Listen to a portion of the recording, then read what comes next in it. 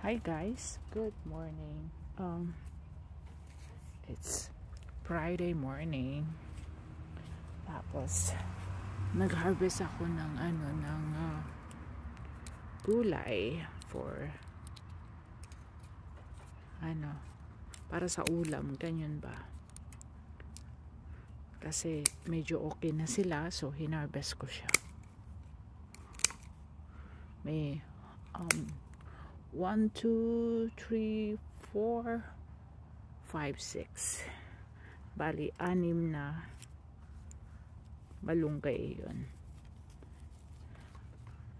I mean, 2 puno lang to. So, inano ko na siya. Hinarvest ko na siya kasi maano na siya, malaki na. Ganun. Ayan. Marami na to. 2 puno lang.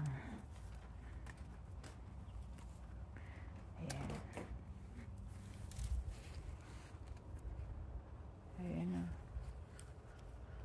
Actually, meron pa ako dito. Pero hindi ko na siya. Ayan yung mga cactus ko. Malalaki na sila. Tapos, ayan marami pa. Kaso nga lang, hindi ko muna siya harvestin. Kasi, sobra na yung yung na-harvest ko. Tsaka yan, yung dragon fruit ko. And then, purple sweet potato to. Mataas. Pero, pang seeds ko na siguro yan. Para next time meron. Ayan.